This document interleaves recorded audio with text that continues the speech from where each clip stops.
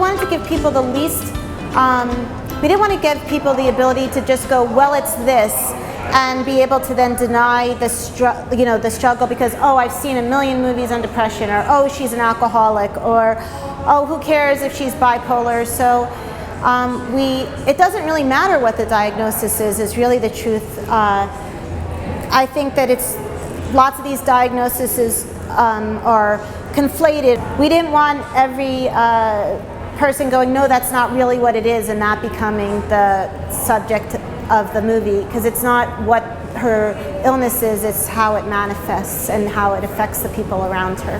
Yeah, and that actually is why it's not about the diagnosis, it's more about the manifestation, because I think what Lainey suffers from the most is like a profound anxiety or fear of hurting the people that she loves or being hurt by the people that she loves. And she's so consumed by it that it almost becomes an inevitability. She almost has to become that fear. And I think that she also almost preemptively acts and hurts the people she loves before they have a chance to hurt her.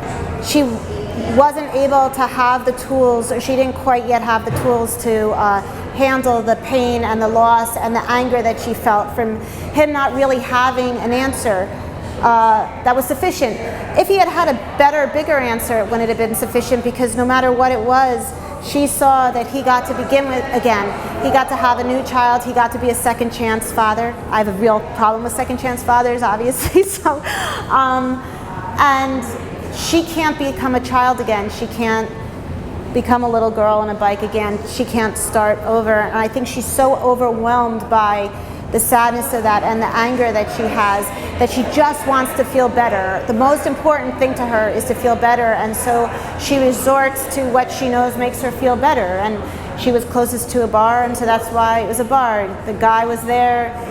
She knows that if she has sex with him, she's going to have those moments of feeling like empty and free, and that's her way of negotiating with the pain, or keeping the pain at a distance. Yes, and I think that's one of like the last stigmas with women. A woman who has an affair out of love, she meets a guy who's so wonderful, or she has a husband that's so horrible to her. I think people accept that. Women who fuck for relief, who just fuck because they want to escape, that's actually not really accepted yet. Men, if a guy, wants to go to Vegas and sleep with some girl, you go, well, let a man be a man. But, fucking for relief, for a moment of feeling better, that's a hard thing for people to accept about a woman, a mom, So I thought a lot about that, and I do think that for him, and this is both a kind thing and an extraordinarily selfish thing, I think his most important thing is to try to keep the family unit together. And so he does anything, he does whatever he can to keep that going. That's why when they get to rehab and she wants to tell him about some of her behavior, he doesn't want to hear it, because if she never says it, then there's the hope that it might not be true. And then he can continue. If she says, I'm sleeping with your best friend, or then he's going to have to actually take other actions. And I think he just wants to keep everyone together. He just doesn't understand. And I think so many spouses or people who love people like Lainey, they don't understand the tentacles of the people that of their illness, like how it's spreading to every member of the family in ways that you can immediately see or that take longer. I think when Lainey sees her son ticking like that, and she thinks, I'm ruining him, he's inherited all that, I think that's what ultimately does her in. She can't accept the idea that she's done this to him. So I actually think the turning point for her, more than even at the bar after seeing the father, is, for me, in my mind, when she goes to that piano recital and he plays Beethoven, it's so beautiful to her, and she just can't believe that something so beautiful came from her, that this beautiful boy who played this beautiful, and she sees him struggling, and then he gets her and he plays it, and I think that she just feels so undeserving of it, and so also overwhelmed by the fragility of it all.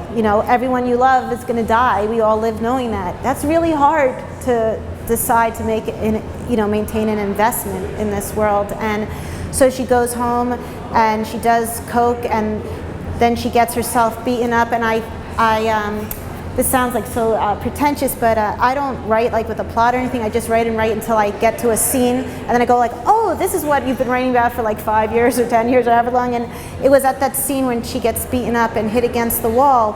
I wrote that scene and she was happy, and I thought, oh, she's happy because she's finally able to show on the outside how ugly she feels on the inside. And I think that was a real relief for her to show that.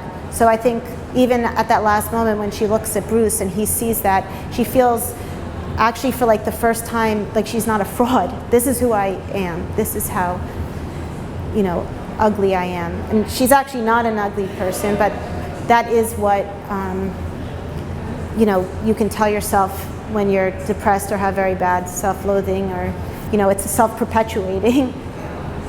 So, fun? Okay.